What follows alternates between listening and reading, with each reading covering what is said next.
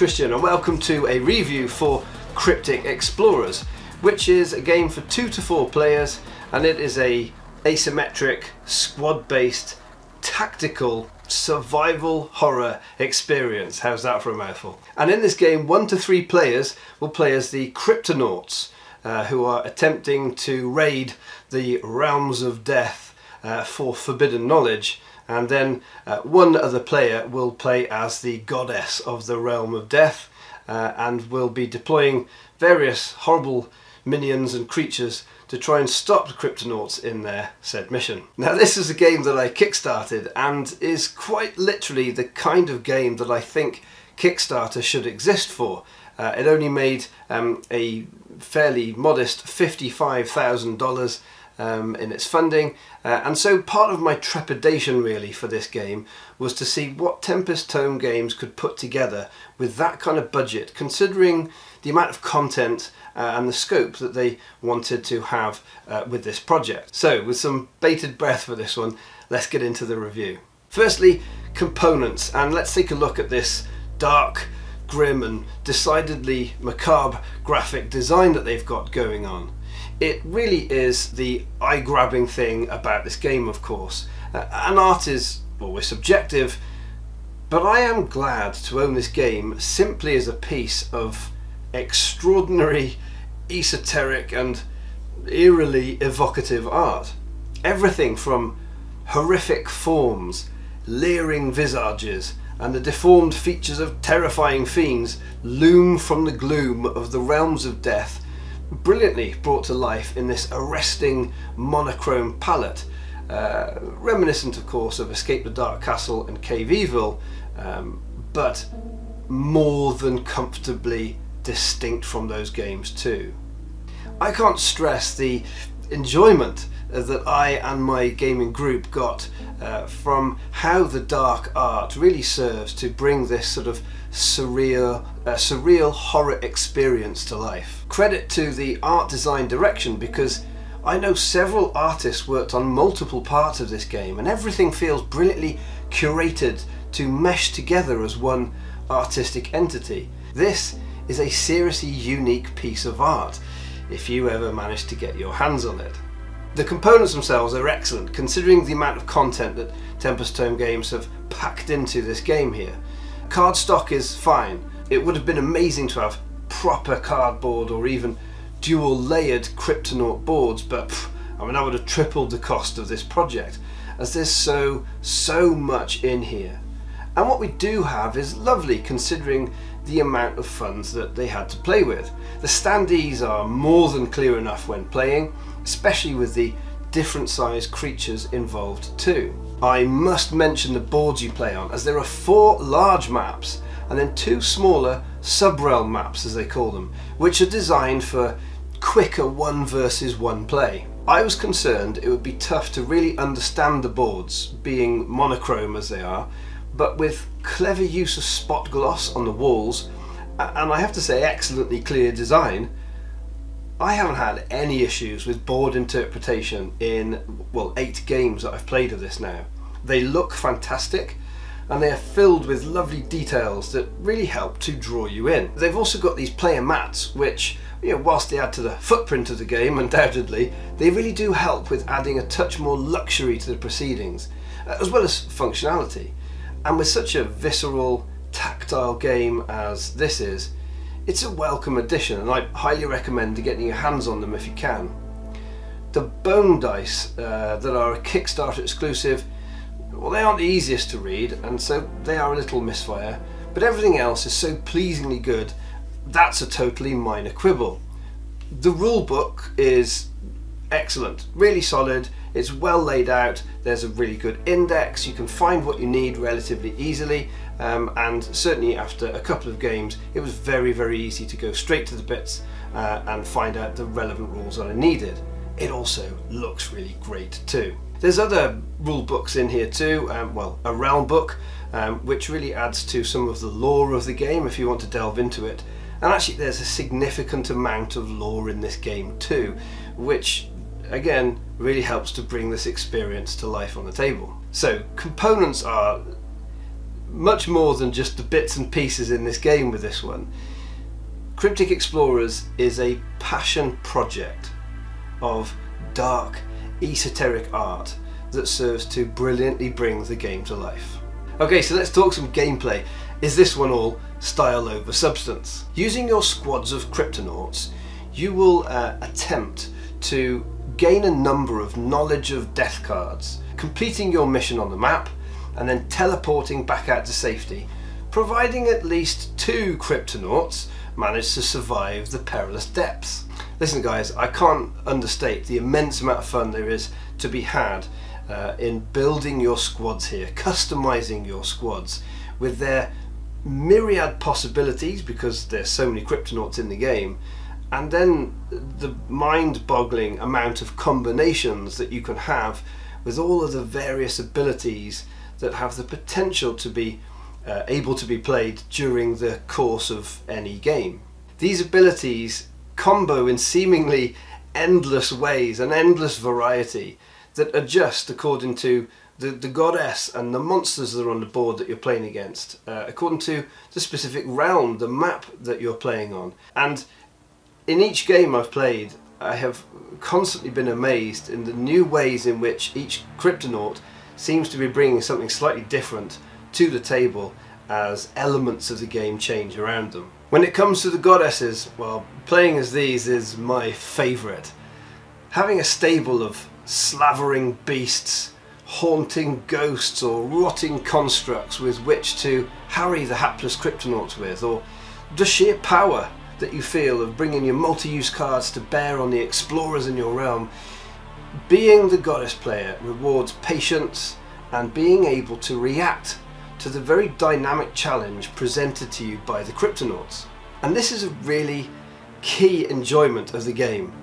Each battle it's like a series of new tactical challenges to overcome. Challenges that are made up of cryptonaut abilities, monster powers, magical artifacts that you pick up, and all the various elements of each game map, all creating this very dynamic problem-solving necessity every single round. It really is quite a heady mix, and one that I have just found irresistibly addictive. The replayability of this game is off the scale.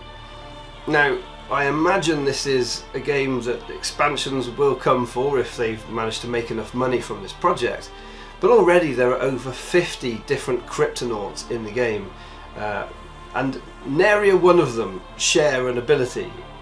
They are all different, and so the sheer variety that there is, even just in exploring the different squads that you can put together, is mind-boggling.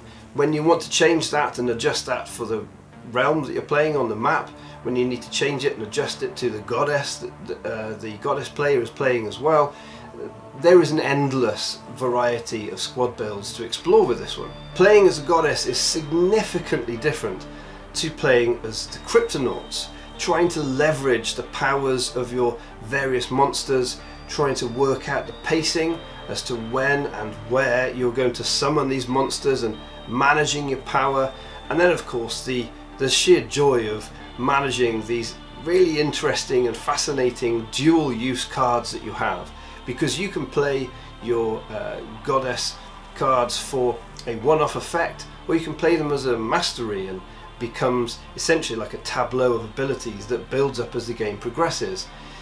Again, it needs to change according to the group of players, the group of cryptonauts that you're playing against, or the map that you're playing on, and the mission that you think the cryptonauts are attempting to complete.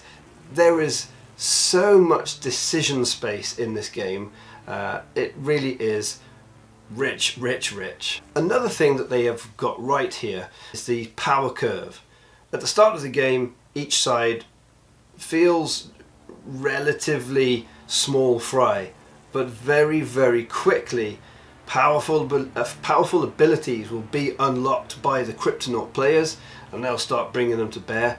But also as the goddess starts to play out cards and beef up the abilities that she has available to her, things start to get really tough for the Cryptonauts. I've lost count of the amount of times that someone has activated an ability on a Cryptonaut or played a card as the Goddess player, and the opposition has gone, "What? That is ridiculously powerful." But of course, when everything feels OP, nothing is overpowered. And actually what you end up getting is just a great load of excellent, memorable moments as both sides are trying to leverage these really exciting, game-changing abilities against one another. We've had Geist Hunters streaking across the realm with an 18 space move, shooting through walls without needing line of sight and missing only on 6s, to the Goddess player making it so that the players can't open doors or that they literally can't destroy really important structures that enable the Goddess player to make lots of really powerful plays, causing all sorts of carnage amongst the ranks of the Cryptonauts. The extraordinary plays, the massive powers and the really game-changing moments seem to keep happening round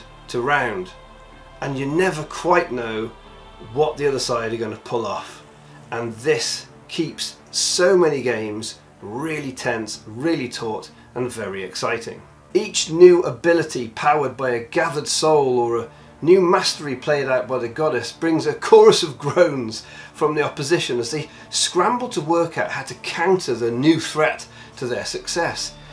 Guys, it's delicious and it's satisfying, and it just makes me want to play every time I even contemplate and think about it. Look, let me cut to the chase here. Cryptic Explorers is, in over 30 years now of playing these kind of games, Cryptic Explorers is the best tactical battle experience that I've ever had. I do believe this is a contender for my #1 board game. I love the tight, competitive, tournament style experience that this game can provide, or the slightly more immersive horror survival experience that this game can also provide. And it manages to achieve this with very, very little tweaks in your setup and how you play the game. It was particularly inspired to include these smaller sub-realms as Kickstarter exclusive content on this one, although let's face it, you can only get this through Kickstarter, so if you're going to get hold of it, that's what you'll get hold of. And that's largely because this smaller format, it still really, really works, and it's ideally suited for teaching the game. Not that it's a massively difficult teach, but it's great for that setting, and also for playing smaller, faster, very tournament style matches. Okay, so what might you not like about it? Well, clearly the art isn't to everyone's taste, and you'll have decided on that one already. This is a game that, like most one versus many games, is tactically demanding, and so if you have a mismatch in terms of your skill, well, that's going to lead to a rather one-sided experience. In addition, you do use dice to resolve combat, and so naturally for some players they just find dice frustrating. There is mitigation in the game, especially as the Cryptonauts. You have much more control over things like rerolls than the Goddess player does with their monstrous minions. But overall, that is definitely something to be aware of. However, there are a lot of dice rolls that you tend to make in the game, and so in our experience, certainly over the 8 games that I've played, every game seems to balance out along the way there. So Cryptic Explorers has made a meteoric rise into my top 10 and really is probably vying for that #1 spot. I really have been bowled over by how much I've enjoyed this game. I really hope we get the opportunity for a reprint, because this is a game that is ripe for expansion, even if it's just straightforward new Cryptonauts and Goddesses and realms and things like that. But there's plenty of scope for some interesting innovation and adding in new mechanics here. It's a really great system for that. In the meantime, I'm just going to be cranking up the dungeon synth or the death metal on the stereo and settling down to play some more tactically challenging and yet marvellously immersive battles in the realms of death, and those cryptonauts are not going to get their hands on those Knowledge of Death cards if I have anything to say about it. Cryptic Explorers is a triumph. It is a jewel in my collection. It's maybe the crown jewel in my collection, and if you like any elements of this game that are on display, I cannot more highly recommend this game. Tempest Tome Games, you've got a winner here. As always, if you enjoyed the review or find it helpful, please do click a like and subscribe if you haven't already. And until next time, keep enjoying the gaming.